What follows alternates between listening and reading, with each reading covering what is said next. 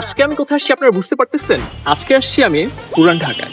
আর এই ভিডিও আমার জন্য অনেক বেশি ইন্টারেস্টিং। আর আজকে আপনাদের আমি 3টা কাচ্চির বেস্ট স্পটে নিয়ে যাব। কাচ্চি তো আমরা সবাই খাই আর কাচ্চি সব জায়গায় বিক্রি করে, কিন্তু এমন কিছু জায়গা আছে পুরান ঢাকায় যে জায়গায় কাচ্চিগুলো তারা বছরের পর বছর ধরে বিক্রি করতেছে, সেম টেস্টে সেম স্মেলে। চলুন তাহলে আজকের ভিডিও শুরু করা যাক।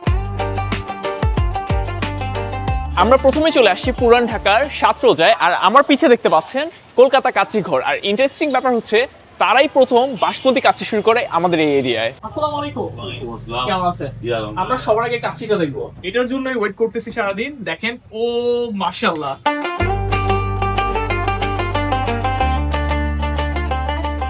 কলকাতা কাচ্চি ঘর শুরু হয়েছিল 2011 সালের নভেম্বর মাসে, কিন্তু এই প্রথম বাসমতি কাচ্চির পিছনে একটা হিস্ট্রি আমরা এখানকার যে ওনার ইস্তিয়াক ভাইয়ের কাছে শুনেছি, সেটা শেয়ার করবে আমাদের সাথে মুনতাসির ভাই। Thank you for having me ভাই। সো বেসিক্যালি ইস্তিয়াক ভাই আমার সাথে যে স্টোরিটা শেয়ার করেন, আমরা তো এখন জেনারেলি অনেকগুলো কাচ্চি দেখি, বাট এই কাচ্চিটা আসছে কোথা থেকে এটা আমাদের জানাটা দরকার। আচ্ছা, সো আমাদের যখন ভারতীয় উপমহাদেশ ছিল ভাই, তখন পাকিস্তানি, বাংলাদেশি, ইন্ডিয়ান সবাই আমরা একসাথে একটা বাউন্ডারি আন্ডারে ছিলাম। সো ব্রিটিশ রুলের আন্ডারে বাংলার একটা নবাব ছিলেন, নবাব ওয়াজিদ আলী শাহ। সো উনি হচ্ছে যে হাউস অ্যারেস্টে ছিলেন, উনি তখন একটা দম বিরিয়ানির রিকোয়ারমেন্ট করেন তাদের কাছে, যে আমার একটা দম বিরিয়ানি খাওয়াতে হবে।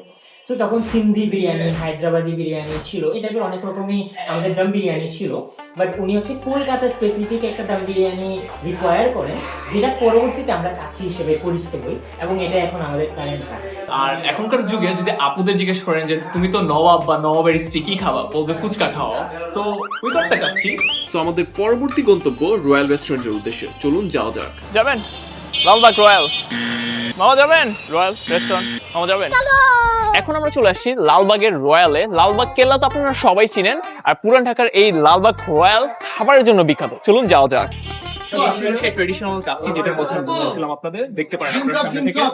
আসসালামু আলাইকুম। ওয়ালাইকুম আসসালাম ওয়া রাহমাতুল্লাহ। আপনার পরিচয়টা একটু যদি দেন, রয়্যালের সাথে আপনার রিলেশন। আমি আব্দুল মালিক, রয়্যালের দায়িত্বে আছি। রয়্যালের যে মালিক আছে আমার খুব কাছে, খুব নিয়ারে, উনি অ্যাকচুয়ালি খুব ভোজনশীল, খাওয়ার প্রতি অনেক অনেক ঝোঁকা। তো এক সময় ঢাকার আশেপাশে গলি গালিতে যেখানে যেখানে খাবার আছে ঘুরে টুরে খাইতে হয়। তো একদিন বললো যে নিজেই একটা ব্যবসা করবো, যেমন অতিথি আপ্যায়নে আমাদের আগে শরবত দিত, বিয়ে বা উৎসব গুলি জানে।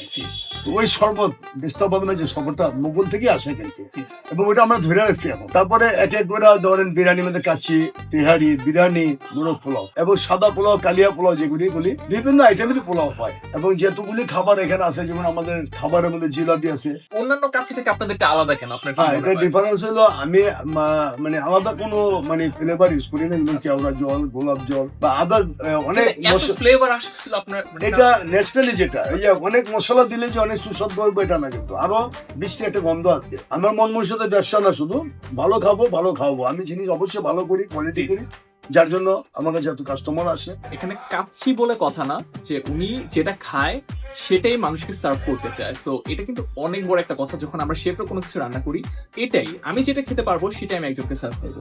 উনি এই বিশ্বাসী।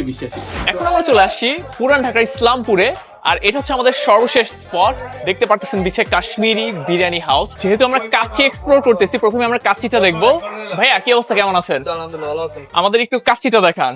সো কাচ্চিটা দেখেন, এটা আমার বেস্ট কেন মনে হয়, মাখা মাখা একটা টেক্সচার। জাস্ট দেখেন ভাইয়া, আপনাদের কাচ্চিটা কেন সেরা? আমাদের মশলাটা সবাই পছন্দ করে, এই কারণে সেরা। ভাইয়া কেমন আছেন? ভালো।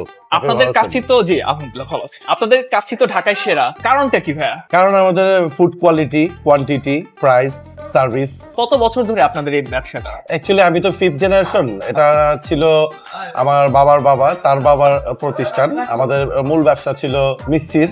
আচ্ছা, তো আমার বাবা 1988 থেকে কাচ্চি বিরিয়ানি, কাশ্মীর বিরিয়ানি এস্টাবলিশ করেন। প্রতিদিন তো আপনাদের সেম কাজ করতেছে। হ্যাঁ। আপনি কি মাথায় নিয়ে মানে সেম কাজটা আপনি করে যাচ্ছেন?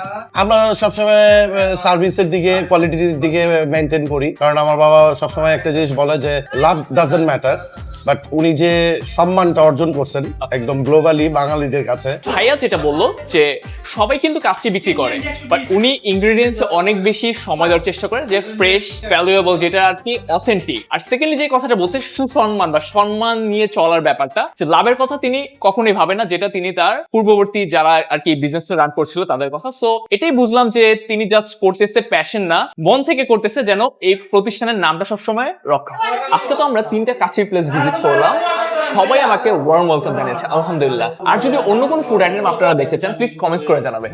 টাটা।